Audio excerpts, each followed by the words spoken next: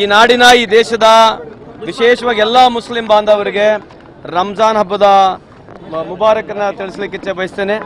ಈ ದೇಶದ ಇತಿಹಾಸವನ್ನು ತೆಗೆದು ನೋಡಿದಾಗ ಭಾವೈಕ್ಯತೆಗೆ ಏಕತೆಗೆ ಆಗಿರ್ತಕ್ಕಂಥ ಈ ದೇಶ ಹಿಂದೂ ಮುಸ್ಲಿಂ ಸಿಖ್ ಇಸಾಯಿ ಪಾರ್ಸಿ ಈ ದೇಶದ ಎಲ್ಲ ಒಂದೇ ತಾಯಿಯಾಗಿ ಮಕ್ಕಳಾಗಂತ ಈ ದೇಶ ಇದೆ.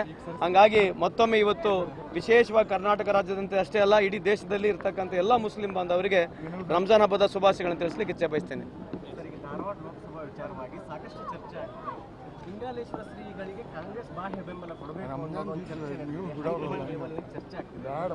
ಇಲ್ಲ, ಅದರ ಬಗ್ಗೆ ನನಗೇನು ಮಾಹಿತಿ ಇಲ್ಲ. ಯಾಕಂದ್ರೆ ಕಳೆದ ಸುಮಾರು 15 ದಿವಸ ಇಲ್ಲೇ ಠಿಕಾಣೆ ಇದ್ದೇನೆ.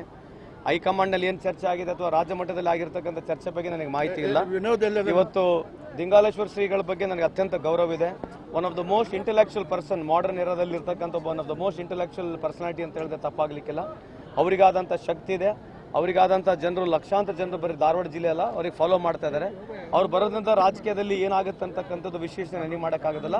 But I have got highest regard and respect for him. ಅವ್ರ ಆಶೀರ್ವಾದದಿಂದ ಕೂಡ ನಾವು ಈ ಮುಂದೆ ಚುನಾವಣೆಗೆ ಹೋಗ್ತಾ ಇದೀವಿ ಅಂತ ಆಮೇಲೆ ಮುಖಾಂತರ ಹೇಳಲಿಕ್ಕೆ ಇಚ್ಛೆ ಬಯಸ್ತೀವಿ. ಅಲ್ಲ, ಗೊತ್ತಿಲ್ಲ, ಇದು ಲಿಟಮಸ್ ಟೆಸ್ಟ್ ಅಂತ ಹೇಳ್ತೀವಿ. ಯಾಕಂದರೆ ಅವರು ಭಾವೈಕ್ಯತೆಗೆ ಹೆಸರಾಗಿರ್ತಕ್ಕಂಥದ್ದು ಒಂದು ಮಠ ಇದೆ. ಅದ್ರ ಜೊತೆಗೆ ಅವ್ರ ಪರ್ಸನಾಲಿಟಿನೂ ಇದೆ. ಅವರ ನಿಜ ಜೀವನದಲ್ಲಿ ಅವ್ರು ಬಂದಿರತಕ್ಕಂಥ ಹಿನ್ನೆಲೆ, ಆ ಮಠದ ಹಿನ್ನೆಲೆ ಕೂಡ ನನಗೆ ವೈಯಕ್ತಿಕವಾಗಿ ಭಾಳ ಅವ್ರ ಬಗ್ಗೆ ಅಪಾರವಾದ ಗೌರವ ಇದೆ. The way he has lived and ಅವ್ರು ಯಾವುದಕ್ಕೂ ಯಾವುದೇ ರೀತಿಯಾದ ಒಂದು ತೀರ್ಮಾನವನ್ನು ತಗೊಂಡಾಗ ಲೈಫಲ್ಲಿ ನಾನು ಭಾಳ ಹತ್ತಿರ ನೋಡಿದ್ದೇನೆ. ಕಳೆದ 20 ವರ್ಷ ನನಗೆ ಅನುಭವ ಇದೆ.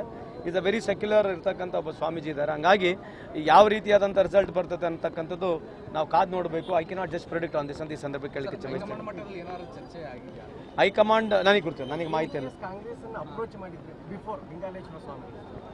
ಅಲ್ಲ, ಇದು ರಾಜಕೀಯ ವಿಶ್ಲೇಷಣೆ ಈಗ ಮಾಡ್ತಕ್ಕಂಥ ಅರ್ಥ ಇಲ್ಲ. Because everything is gone beyond ನಾವು. ಸೊ ಅದ್ರ ಬಗ್ಗೆ ಮಾತನಾಡ್ತಕ್ಕಂಥದ್ದು ಈಗ ಸದ್ಯದಲ್ಲಿ ಅರ್ಥ ಇಲ್ಲ ಅಂತ ಈ ಸಂದರ್ಭದಲ್ಲಿ.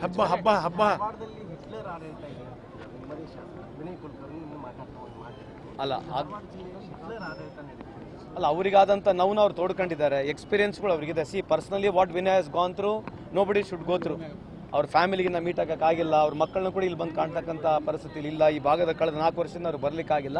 ಆ ನೋವನ್ನು ಅವ್ರು ತೋಡ್ಕೊಂಡಿದ್ದಾರೆ. ಯಾಕಂದರೆ ಅವ್ರಿಗೆ ನೇರವಾಗಿ apart from politically it is been targeted personally ಅಂತಕ್ಕಂಥದ್ದು ಇಡೀ ಕರ್ನಾಟಕ ಗುರ್ತಿದೆ. So he is gone over it because especially ಅವ್ರ ವೈಫು, ಅವ್ರ family they have taken this stress to a different level. ಹಂಗಾಗಿ ಅವ್ರು ಹೇಳಿರ್ತಕ್ಕಂಥದ್ದು ಏನು ತಪ್ಪಿಲ್ಲ. ನಮಸ್ಕಾರ, ಥ್ಯಾಂಕ್ ಯು.